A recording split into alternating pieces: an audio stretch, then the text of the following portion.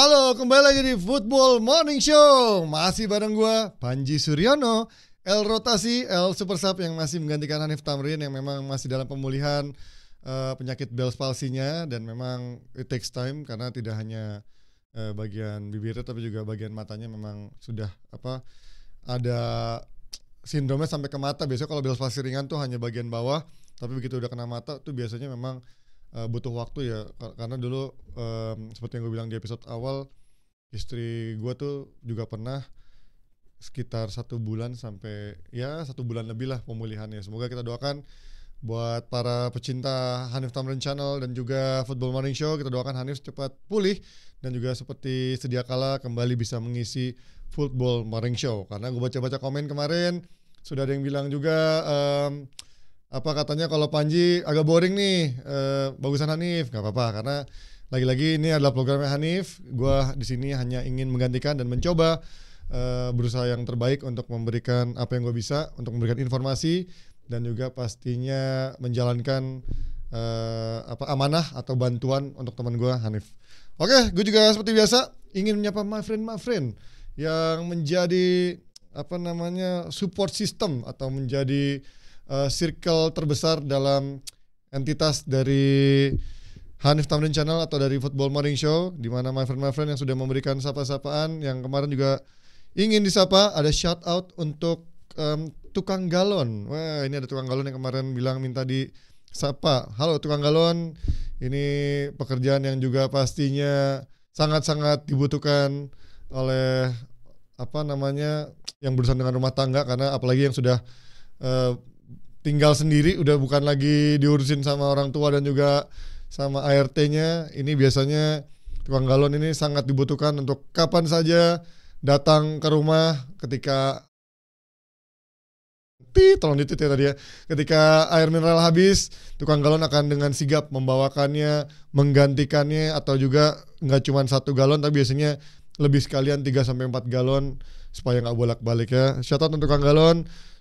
Semoga makin berotot karena ngangkatin galon mulu, dan pastinya itu menjadi olahraga yang natural, nggak perlu ngangkat beban dari barbel atau apa, karena ngangkat galon sudah membuat mereka juga pastinya sehat seperti setiap harinya. Kemudian menyapa juga untuk my friend para penjahit atau tukang jahit yang selalu konsisten memberikan karya-karyanya dalam menjahit apapun itu, di tekstil, mungkin juga di retail yang menjadi tulang punggung dalam produksi sebuah retail ataupun juga garment. Ini luar biasa penjahit.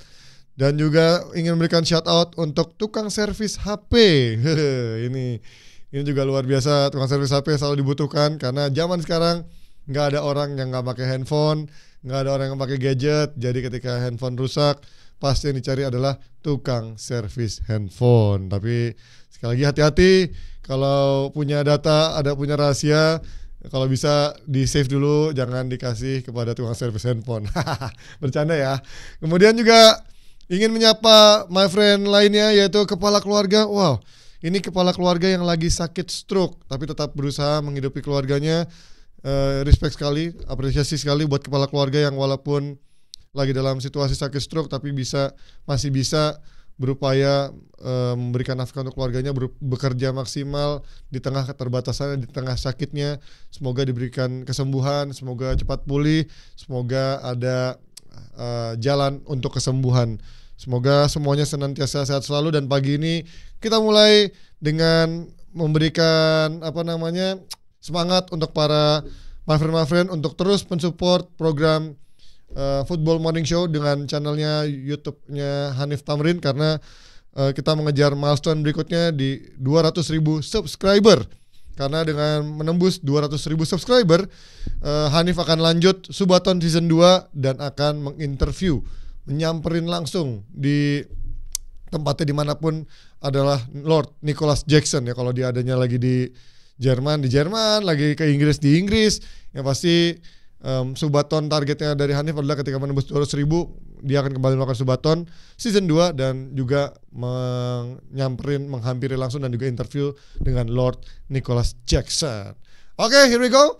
We start from weekend ini akan ada berita yang menarik, yaitu ada preview atau akan ada pertandingan-pertandingan yang pastinya akan ditunggu, walaupun tidak semuanya laga big match antara tim besar menghadapi tim besar, tapi ya kita buka dulu dari tim yang selalu menjadi seksi saat menang ataupun kalah, bukan karena gua fans MU atau bukan karena gua hostnya di sini, tapi karena di sini kita tahu ini adalah punyanya Hanif. Jadi kita akan buka dari Manchester United yang akan menjalani duel menghadapi Brighton. Karena kita tahu kemarin MU baru saja menangkan duel di Anfield menghadapi Liverpool, dan ini menjadi kemenangan dia back to back setelah sebelumnya menghadapi Sunderland juga menang dan kali ini menghadapi Liverpool. Dan sekarang menghadapi Brighton, ini ada 3 poin diskusi yang akan kita bahas menghadapi jelang lawan Brighton ini. Apakah United sungguh sudah bangkit? Ini pertanyaannya.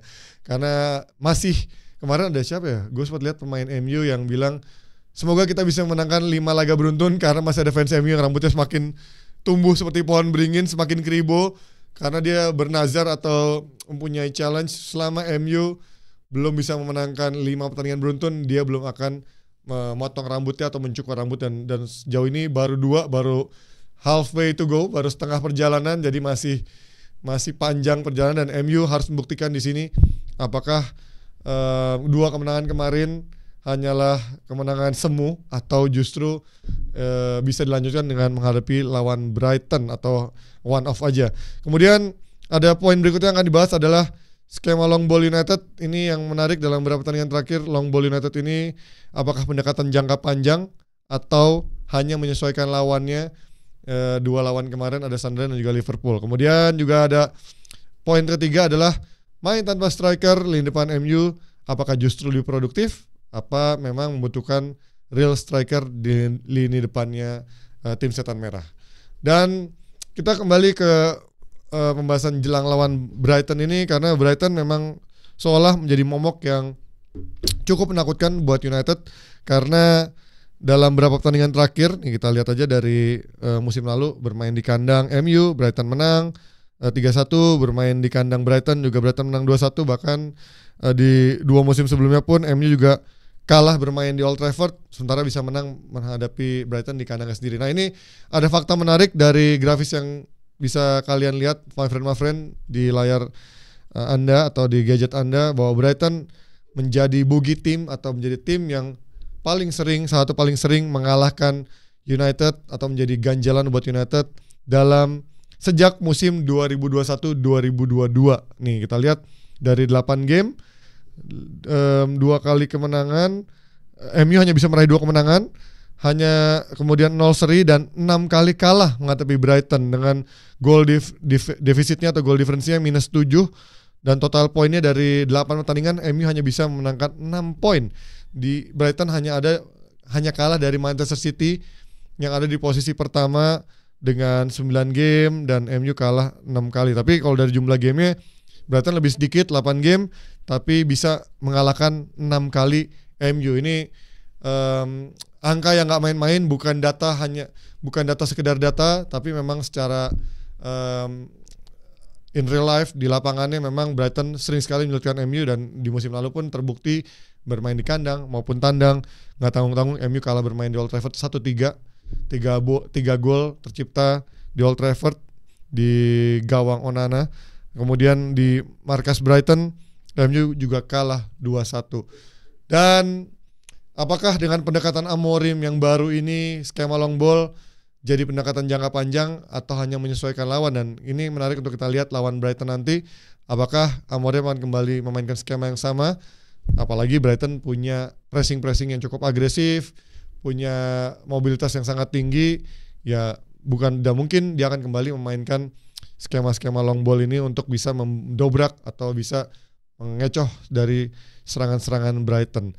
Dan salah satu pemain kuncinya adalah Lamens, kiper baru United yang jadi sensasi, yang sudah mencatatkan 45 long ball dan menjadi torehan tertinggi sejauh ini di IPL. Ini luar biasa di IPL musim ini ya. Ini ada yang menarik juga, gue punya data tadi, karena Lamens ini kalau kita bandingkan ya sama Onana atau sama Bayindir bahkan di awal musim, mereka masih, ya kalau Onana memang di sepertinya ditargetkan menjadi build up goalkeeper atau super goalkeeper. Dan even Bayindir di awal musim masih mencoba memainkan bola dari kaki, dari bawah, main passing-passing pendek yang akhirnya membuat dia tidak nyaman dan seringkali kagok ketika di pressing oleh pemain lawan. Dan Lamens ini adalah pemain yang hampir selalu mengirim bola jauh ketika dalam keadaan di pressing oleh pemain lawan ataupun ketika mendapatkan back pass dari backnya MU. Dan dia cuman mencatatkan ini di laga lawan Liverpool kemarin ya. Kalau tadi ada catatan Lamens sudah mencatatkan 45 long ball dalam 2 pertandingannya bersama MU, menjadi yang tertinggi sejauh ini di IPL. Nah, untuk khusus di laga Liverpool ada data juga dia hanya mencatatkan 9 operan pendek dari 46 percobaan operan. Artinya sisanya mencatatkan operan jauh dan 9-nya operan pendek. Ini yang membuat Lamens ternyata punya atribut lain. Kalau dulu mungkin harus mainkan passing-passing pendek, tapi Lamens justru punya atribut lain yang dibutuhkan MU untuk mendobrak pertahanan lawan, yaitu passing-passing atau long pass yang bisa memberikan supply untuk para penyerang United yang mungkin juga punya aerial duel cukup bagus, fisikal cukup bagus karena Q-nya Mbeumo walaupun tinggi badannya nggak terlalu menjulang 190 ke atas, tapi mereka punya physical atribut yang cukup kuat ketika duel-duel memenangkan bola dari long pass. Kemudian juga skema long ball ini memang diadopsi MU sejak semakin banyak tim-tim Premier League yang menerapkan man-to-man marking, dan kita tahu sejak skemanya Amorim bermain dengan 3-4-3 ini terasa sekali di tengah itu sering sekali di bypass dan minim jumlah pemain, selalu kalah jumlah pemain. Dan ketika skema ini mendapatkan man-to-man marking dari pemain lawan, dari tim lawan, otomatis sering sekali MU kalah jumlah atau kalah duel bola, memenangkan bola di lini tengah. Dan ini adalah mungkin cara yang efektif sejauh ini. Tidak tahu apakah Amorim akan menjalankan ini untuk jangka panjang atau hanya jangka pendek, melihat memang mereka butuh perbaikan untuk segera. Jadi yang long ball ini sejauh ini cukup efektif untuk bisa langsung membypass lini tengah, kalau bisa pun juga melewati dari belakang back-back lawan, yang sehingga membuat para penyerang United yang punya kecepatan bisa punya space untuk melakukan transisi counter attack. Dan juga yang fakta menarik lainnya adalah bagaimana MU di pertandingan kemarin juga bermain tanpa real striker, di mana ada Q-nya di sana, ada Mbeumo di sana, dan di sana ada Mason Mount yang di skemanya sepertinya terlihat di kiri, tapi justru dia masuk ke tengah memberikan lebih banyak support untuk Bruno dan juga Casemiro di lini tengah kemarin. Dan sepertinya sejauh ini lebih memberikan sisi balance, karena real striker itu kadang-kadang dalam involvement of the game-nya, dalam sisi speed-nya tidak terlalu banyak terlibat. Kebanyakan ya, nggak semua real striker, tapi ya sejauh ini Sesko pun juga sebenarnya ketika masuk sebagai super sub atau sebagai subs cukup oke, tapi when it comes sebagai starter, involvement of the game-nya dan juga pace-nya untuk kecepatan transisi counternya memang lebih baik ketika MU memulai laga dengan tanpa real striker, dan sejauh ini cukup efektif. Dan ini adalah statement dari Amorim, kadang karakter pertandingan berubah tergantung bagaimana kami mempersiapkannya, seperti menempatkan Q-nya di tengah ketika lawan Liverpool kemarin. Namun jika kami memainkan Benjamin Sesko, lebih mudah bagi para bek tengah mengontrol striker kami. Betul sekali, itu tadi sempat gue bilang bagaimana ketika ada real striker akan dengan mudah, karena biasanya heat map-nya dia akan lebih banyak mendekati kotak penalti dan bisa diisolir atau di cover oleh 2 back dari tim lawan. Jika kami menang, saya dibilang pintar melakukan ini, tapi jika kalah, saya dibilang bodoh katanya, karena bermain tanpa striker. Ini juga sempat mendapatkan komentar dari pelatih Liverpool kemarin, Arne Slot, di mana mereka bilang menyangka akan mainkan Benjamin Sesko, tapi justru lebih milih mainkan tanpa real striker dan juga bermain dengan long ball seperti menghadapi Liverpool kemarin. Nah, itu dia takeaways dari preview pertandingan antara Manchester United menghadapi Brighton. Dan ini akan menjadi ujian lagi buat para fans MU, apakah kemenangan kemarin bisa kalian nikmati lagi atau sudah akan berhenti lagi di sini. Maju, kalau biasanya maju selangkah mundur 2 langkah, kali ini sudah maju 2 langkah. Kita lihat apakah kembali mundur 1 langkah atau justru bisa kembali maju untuk 3 langkah. Next dari MU dan juga Brighton ada match lainnya, yaitu adalah Liverpool versus Brentford. Ini mungkin bukan membahas dari sisi teknis matchnya, tapi bagaimana situasi Liverpool yang memang mendapatkan sorotan karena jelang laga kontra Brentford besok ini Liverpool dilanda cedera. Selain Alisson yang masih cedera panjang dan digantikan oleh Mamadashvili, kemudian Slot juga dipusingkan dengan cederanya lagi.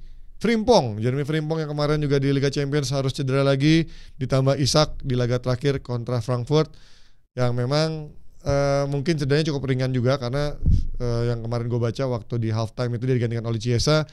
Sepertinya memang tactical substitution dan juga mungkin ada cedera ringan yang precaution untuk dihindari tidak lebih buruk untuk si Isak ini. Kemudian ini dia komentar dari Arne Slot. Sulit mencari keseimbangan beban menit bermain yang tepat dengan Isak. Saat pertama datang, ia tidak berlatih di pramusim, jadi Anda harus memberinya waktu sedikit demi sedikit. Lalu saya harus mencari komen di mana Isak mulai diberi kesempatan bermain 2 kali seminggu. Pertama kali kami mencobanya, dia langsung cedera pangkal paha. Ia harus menepi beberapa minggu. Ini yang sempat kita bahas juga di FMS atau Football Morning Show episode Kamis kemarin, di mana kita membahas apa kelemahan atau apa yang membuat faktor-faktor Isak belum bisa ngejel dengan Liverpool. Satu tadi yang disebut oleh Anasut juga lack of rhythm, atau di mana dia tidak punya pramusim, di mana dia butuh waktu untuk ngejel juga. Dan ini ada tambahan juga dari komentar dari Arne Slot, di mana kami tahu kami punya kualitas tim yang bisa bersaing, tapi kondisi di mana Alisson absen panjang, Leoni absen panjang, dan saya rasa Frimpong juga harus absen untuk beberapa minggu. Orang berpikir seolah kami punya 30 pemain utama saat berarti 11 lawan 11. Kami butuh tambahan pemain U21 untuk melengkapinya. Ya memang kalau dari si kedalaman skuadnya Liverpool mungkin tidak sedalam Arsenal gitu ya sebagai title contender, tapi bisa dibilang ya cukup mumpuni lah gitu, karena dia punya striker cukup banyak yang memang praktis. Yang memang menjadi krisis di Liverpool mungkin adalah depth-nya di lini belakang, di mana sepertinya Slot tidak memberikan banyak kepercayaan untuk Joe Gomez di saat mungkin Konate dan juga Van Dijk tidak tampil terlalu kompak atau solid di beberapa pertandingan terakhir. Walaupun kemarin lawan Frankfurt mereka berdua berkontribusi memberikan gol lewat situasi set piece dengan sundulan-sundulannya, tapi dalam skema transisi di counter oleh tim lawan seringkali mereka berdua seperti tidak ada defense, tidak ada komunikasi yang lancar, tidak ada chemistry yang kuat seperti musim-musim sebelumnya, di mana mereka seperti sudah menyatu ya dalam sisi bahu-membahu di lini pertahanan. Nah ini tadi sempat kita bahas sedikit soal Isak, di mana akhirnya dia kembali cedera, dan justru pressure-nya juga makin bertambah karena satu kompetitornya, ya mungkin mereka tidak akan bisa dibilang kompetitor, tapi otomatis striker pasti yang akan diuji, dikomparasi adalah bagaimana mereka bisa mencetak gol. Kemarin lawan Frankfurt lagi-lagi seorang Ekitike mampu mencetak gol bahkan menghadapi mantan timnya. Itu terlihat sekali bagaimana Ekitike sejak awal musim bergabung dan juga kemarin lawan Frankfurt bisa mencetak gol. Dia lebih siap untuk menjadi striker utama Liverpool. Sementara Isak mungkin butuh waktu, karena yang belum kemarin sempat gue bahas di FMS kemarin, memang ada case di mana Isak itu di Newcastle ada situasi seperti ini, di mana dia masih belum terlalu top tier seperti Isak di musim lalu atau beberapa mungkin pertandingan terakhir di Newcastle, di mana dia terlihat selalu tajam. Nah, ada kalanya waktu dia masih baru awal-awal di tengah-tengah bergabung dengan Newcastle, itu momen di mana dia seperti kehilangan insting atau tumpul dalam mencetak gol, dan itu hanya membutuhkan secara karakter menurut pemain Newcastle dan juga Eddie Howe, dia tidak punya karakter yang cepat frustasi atau cepat menyerah atau kelihatan depresi. Dia kelihatan seperti poker face yang tidak terlihat panik, tidak terlihat frustrasi, dan dia hanya butuh yaitu sentakan, dia hanya butuh jeweran. Ini dalam arti hiperbola ya, bukan dijewer benar-benar jewer. Dia hanya butuh seperti lights up aja, butuh disemangati, butuh di challenge, karena katanya Eddie Howe pernah melakukan itu, memanggil Isak, berdiskusi dan juga memberikan challenge untuk lo bisa lebih daripada ini. karena lo punya kemampuan, lo punya skill, lo punya insting dalam cetak gol yang sebenarnya bisa dikeluarkan yang belum keluar saat ini. Dan tidak lama dari pembicaraan itu yang diulas dari Atletik yang gue baca, dia the rest of the seasonnya bisa mencetak 20-an gol dalam sisa 36 pertandingan sepanjang di semua kompetisi. Itu artinya mungkin ya Isak hanya butuh sontakan, hanya butuh tamparan sedikit, ya mungkin bukan tamparan di muka tapi tamparan di punggungnya. Ayo Isak bangkit gitu ya. Dan pastinya di luar lapangan katanya tidak ada masalah, ya mungkin hanya butuh waktu dia untuk bisa lebih mengerti rekan-rekannya, untuk bisa lebih menyatu dengan rekan-rekannya. Dan karena yang seperti kita bahas di FMS kemarin, bukan hanya Isak sekarang masalahnya, karena banyak pemain-pemain Liverpool yang juga underperform di musim ini. Salah satunya ya pasti the one and only Mohamed Salah. Ini take on-nya atau dari judulnya, apakah keegoisan Mohamed Salah menyakiti Liverpool? Kenapa judul ini diambil? Karena di laga lawan Frankfurt kemarin kita lihat dia ada situasi yang harusnya bisa menjadi situasi yang lebih mudah jika dia mengirimkan operan kepada rekan timnya, tapi dia justru lebih memilih memaksakan situasi dan akhirnya momentum itu terbuang. Walaupun Liverpool tidak kalah dalam pertandingan itu, tapi itu menjadi diskusi yang ada apa dengan Salah, apakah dia terlihat cukup frustrasi dengan situasinya dan juga akhirnya memilih untuk memaksakan menendang untuk membuktikan bahwa dia masih ada di sana. Dan isu itu pun akhirnya digoreng dengan situasi di mana Salah kemarin katanya di bio-nya, gue belum ngecek secara real ada, tapi udah media-media yang mengangkat dan juga ada akun-akun bola sudah mengangkat Salah menghapus beberapa objek Liverpool dari media sosialnya. Gue belum lihat apakah itu Instagram, apakah itu Twitter, tapi yang jelas situasi ini adalah situasi yang tidak mengenakan buat Mohamed Salah, dan sebenarnya dia hanya butuh kembali mencetak gol dan juga memberikan assist untuk temannya untuk bisa meredam berita-berita atau gorengan berita seperti ini.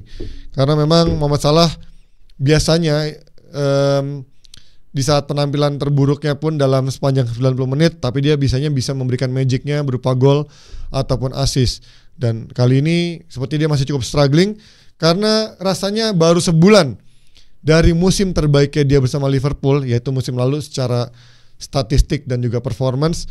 Hanya sebulan rentang kemudian, yaitu sekarang ini, dia justru menjadi musim yang terburuknya sejauh ini ya. Dalam beberapa pertandingan awal musim menjadi satu musim terburuknya bersama Liverpool. Kita lihat apakah ini berlanjut cukup jauh, karena kita akan melihat notes berikutnya. Karena di laga yang tadi kita bilang lawan Frankfurt ini bukan cuman egois, tapi juga dia lebih milih memaksakan. Ada 2 peluang yang akhirnya gagal dimaksimalkan. Tapi di satu sisi, apakah mungkin ini juga karena faktor supplier terbaik Liverpool untuk Salah juga banyak yang hilang? Karena kita tahu di awal musim ini Liverpool kehilangan 2 suppliernya juga, yaitu adalah seorang TAA dan juga Luis Diaz. Jadi Salah ini bisa dibilang mungkin kehilangan 2 supplier terbaiknya dari 3 orang yang ada musim lalu. Ini kalau kita melihat dari grafis pemain-pemain Liverpool di musim lalu, kita lihat menarik ya. Pemain-pemain yang paling banyak menciptakan peluang atau memberikan operan matang untuk Mohamed Salah berupa chances created maupun juga assist. Ada nama Dominic Szoboszlai, ada Luis Diaz dan juga Alexander Arnold. Baru ada di bawahnya ada nama-nama seperti Gakpo, McAllister dan juga Jones. Itu kita lihat bagaimana jumlah panah-panahnya di sana berupa panah abu-abu dan juga panah emasnya itu membuktikan ada yang menjadi gol, ada yang menjadi hanya chances created. Dan situ 2 dari 3 orang terbaiknya supplier untuk Salah musim lalu, yaitu TAA dan juga Luis Diaz, angkat kaki dari Liverpool, TAA ke Real Madrid dan juga Luis Diaz ke Bayern Munchen, sehingga Salah kehilangan 2 dari 3 supplier terbaiknya. Apakah mungkin ini yang menjadi salah satu faktor kenapa Salah terlihat sedikit menurun jauh dari ekspektasinya musim-musim sebelumnya, bahkan dari musim terbaiknya yaitu musim lalu. Dan secara data tadi sudah kita tunjukkan memang sepertinya ini menjadi satu faktor yang membuat Salah slow starter ya. Kemudian ini juga kita melihat dari grafik lainnya ada which player have created most often for Mohamed Salah this season. Ya, kita lihat lagi. Ini musim ini ya. Kalau tadi kan yang musim lalu dan musim ini ada nama Gakpo, ada nama McAllister dan juga ada nama Chiesa di sana. Dan kita lihat dari chances created yang ada itu tidak ada yang menjadi warnanya oranye atau gold. Artinya belum ada dari chances created Gakpo, McAllister maupun Chiesa yang menjadi gol untuk Mohamed Salah. Ini yang menjadi satu alasan kita mengambil analisa ini karena ya benar, karena musim lalu Salah punya banyak gol dari supplier-suppliernya, Dominic Szoboszlai, dari Luis Diaz, dari Alexander-Arnold. Sementara musim ini belum ada satupun pemain yang konsisten atau banyak memberikan supply untuk Mohamed Salah, bahkan menjadi gol untuk Salah musim ini. Itu dia dari takeaways kita terkait Mohamed Salah yang kenapa sulit sekali sepertinya kembali seperti musim lalu yang menjadi musim terbaiknya. Yang bisa dibilang musim ini hanya Cody Gakpo yang paling banyak menciptakan peluang untuk Mohamed Salah, yaitu 4 chances created tanpa menjadi gol. Tapi di luar itu semua, di luar TA dan juga Luis Diaz, ada nama tadi seorang Dominic Szoboszlai yang musim ini tampil sangat luar biasa. Kalau kalian melihat heat map-nya musim ini adalah pemain yang menjadi tenaga nuklirnya atau menjadi mesin buat Liverpool karena heat map-nya berada di mana-mana dan dia juga sudah berkontribusi involvement dalam 5 gol. Dia bermain di sisi kanan, bisa menjadi bek kanan, bisa menjadi gelandang tengah, bisa menjadi attacking midfielder. Dan ini yang menjadi satu tidak hanya supplier buat Salah tapi juga dinamo Liverpool musim ini, terlepas mungkin masih Liverpool masih dalam performa inkonsistensi. Oke, next dari Liverpool, kita minum sejenak. Gila, ini setengah jam ngomong cukup aus. Kita masuk ke pertandingan preview laga Arsenal versus Crystal Palace. Nah, ini mampukah Arsenal meneruskan rentetan kemenangan beruntun mereka dan juga pastinya catatan defensif mereka yang sudah mereka torehkan menjadi defensif terbaik musim ini. Kemudian Arteta juga sudah mengukir 6 kemenangan beruntun, artinya di semua kompetisi. Apakah akan terus dilanjutkan atau justru Palace bisa menyulitkan Arsenal? Dengan kita tahu kemarin Palace punya pemain bernama Mateta yang sering sekali menjadi momok untuk tim-tim lawan, yang bahkan kita tahu di akhir pekan lalu mencetak hat-trick dan baru saja mencetak gol juga untuk timnas Prancis. Tapi kalau ngomongin soal Arsenal, kita akan mengambil angle dari bagaimana Riccardo Calafiori jadi salah satu alasan Arsenal begitu dinamis musim ini. Kalau dibandingkan dengan musim lalu, di mana dia masih sering on off dari bench dan juga dari ruang perawatan cedera, musim ini dia tampil lebih bugar, lebih fit, dan juga lebih terlihat kekuatannya seperti halnya kita melihat dia di Euro kemarin, menjadi pemain yang tidak hanya berlabel sebagai defender, tapi juga menjadi pemain yang paling cepat membantu opsi serangan. Karena dari yang dulunya grade-nya Nuno Tavares ke Zinchenko sampai yang di rotasi sana sini dari siapa namanya yang pemain Jepang tuh kan? Aduh, lupa lagi back Jepang ya, back Jepang itu yang sudah dari Arsenal sudah tidak ada. Terus juga Timber sempat jadi back kiri juga. Artinya Arsenal butuh waktu untuk menemukan back kiri terbaik ya. Terlepas dari dia punya juga seorang Miles Kelly, tapi juga Calafiori ini menjadi atribut baru atau atribut penting untuk Arteta musim ini yang menjadi resep suksesnya dalam laju Arsenal musim ini. Dan Calafiori menawarkan rasa aman secara defensif tapi juga berbahaya saat overlap ke depan. Kita lihat bagaimana pergerakan Calafiori dari statistik atau dari grafis yang ditunjukkan, bagaimana dia punya touch di season lawan MU, lawan Leeds, lawan Liverpool, lawan Newcastle, lawan West Ham, sampai lawan Fulham. Oke, kalau kita lihat di lawan Forest mungkin dia tidak begitu banyak, tapi kita lihat bagaimana tidak hanya banyak di lini belakang, tapi kita lihat lawan City misalnya, lawan Fulham di paling bawah kanan tuh, atau lawan MU. atau lawan West Ham, banyak banget atau banyak sekali pergerakan dia yang sudah menembus merangsek kotak penalti lawan. Dan kemarin pun juga kita lihat di akhir pekan lalu sebenarnya dia nyaris mencetak gol yang akhirnya dianulir karena offside. Tapi itu dia pergerakan-pergerakan ya, memberikan opsi di saat winger-winger Arsenal, striker-striker Arsenal sedang dalam keadaan buntu, dia bisa masuk dari sisi winger ke tengah inverted menjadi pemain yang bisa memberikan tusukan-tusukan lewat sontekan jarak jauhnya ataupun pergerakannya di kotak penalti. Ini pujian dari Arteta untuk Calafiori. Calafiori memberikan kami dinamisme permainan. Ruang dan dinamisme yang bisa ia ciptakan sangat sulit dikontrol oleh lawan, terutama melawan tim yang secara organisasi kompak.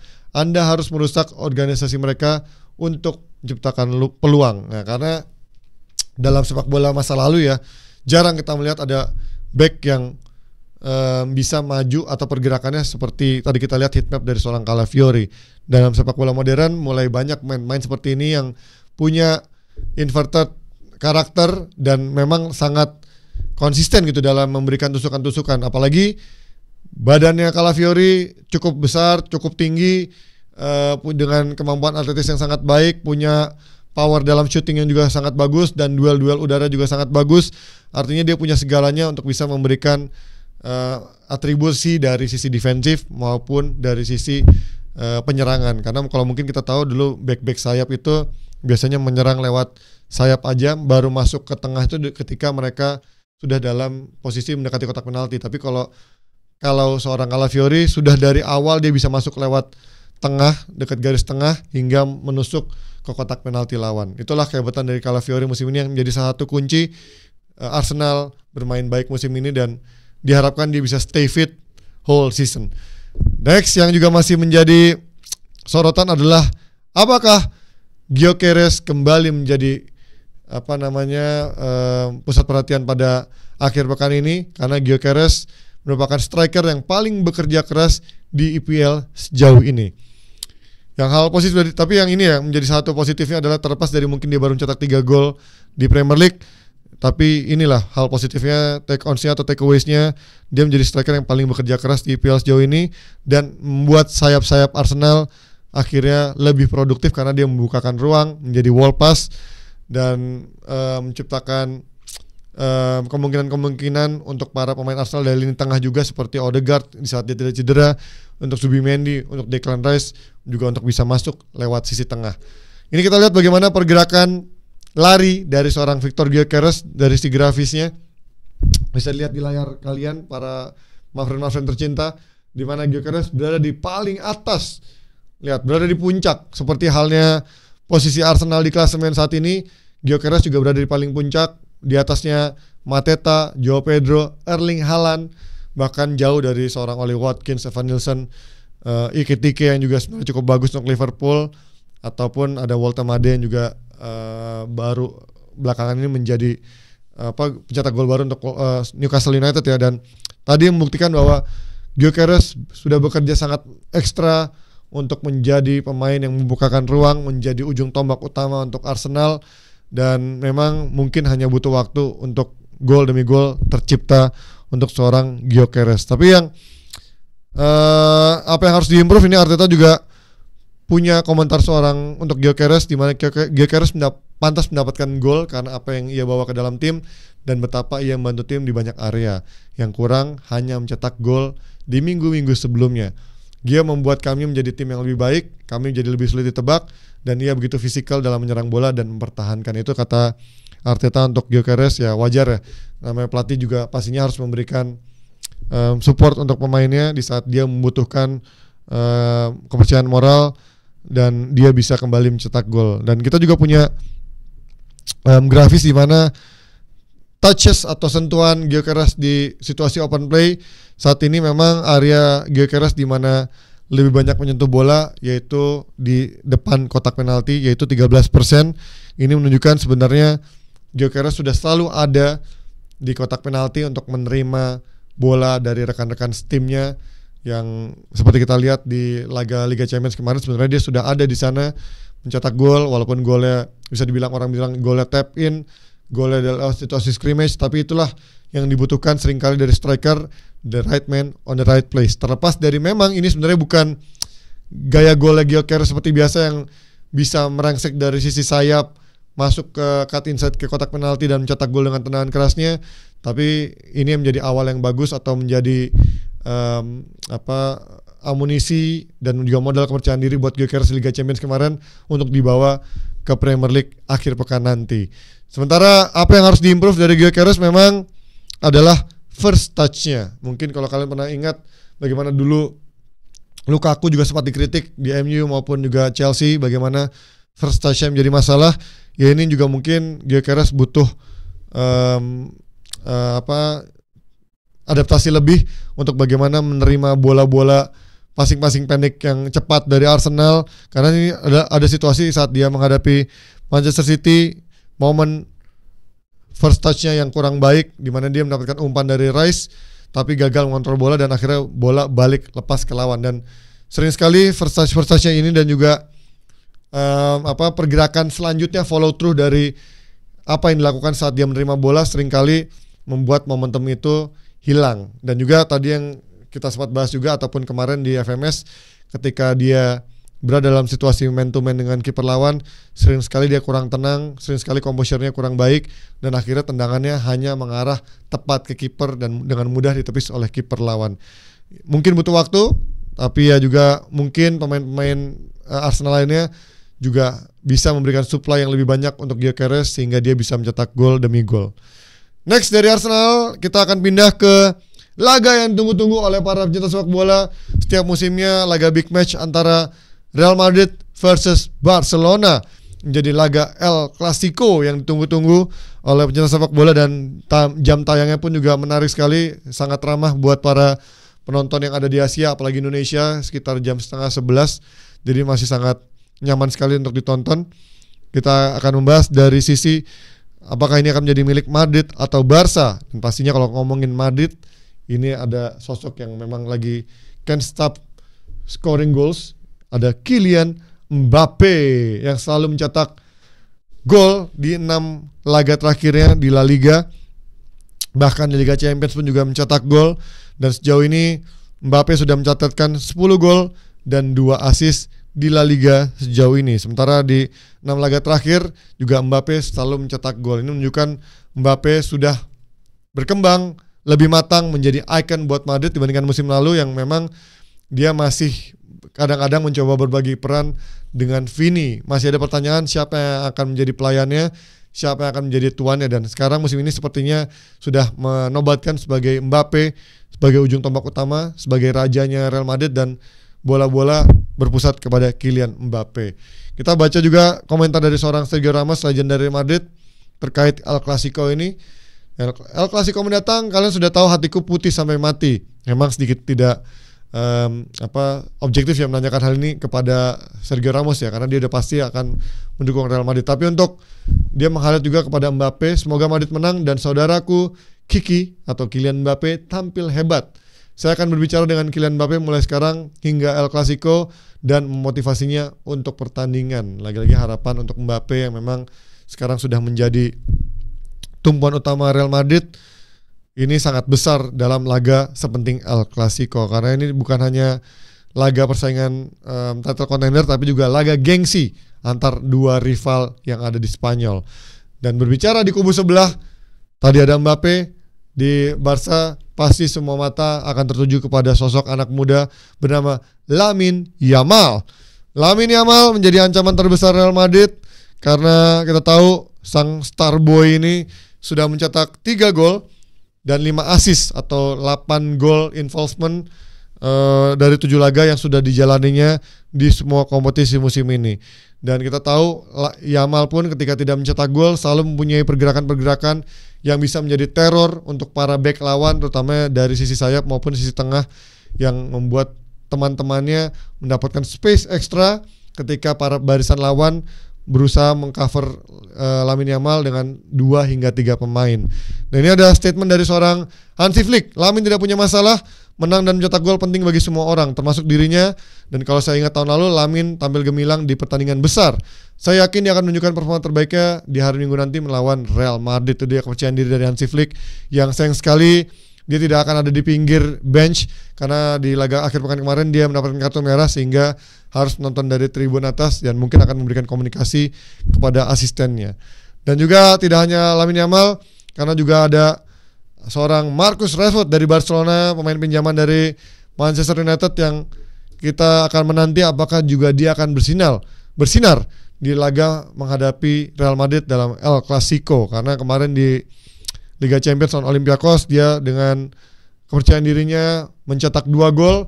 Ini menjadi modal yang sangat baik untuk menambah kepercayaan diri Rashford yang pada midweek kemarin bermain sebagai nomor 9-nya atau menjadi striker utamanya Barcelona. Terlepas memang juga ada sensasi lain seperti Fermin Lopez yang juga mencetak hat-trick untuk Barcelona di laga lawan Olympiakos Liga Champions kemarin. Dan so far untuk Rashford sendiri sudah mencetak 11 gol.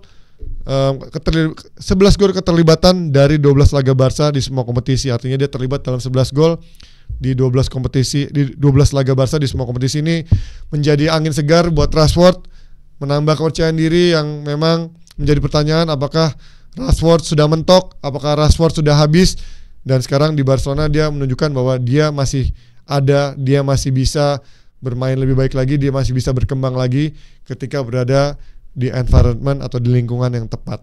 Menurut kalian para my friends, apakah laga ini menjadi milik Real Madrid yang menjadi tuan rumah atau justru kembali menjadi milik Barcelona seperti halnya musim lalu? Barcelona mendominasi di 4 laga pertemuan mereka di semua ajang kompetisi, tidak hanya di La Liga tapi juga di ajang Piala domestiknya Spanyol.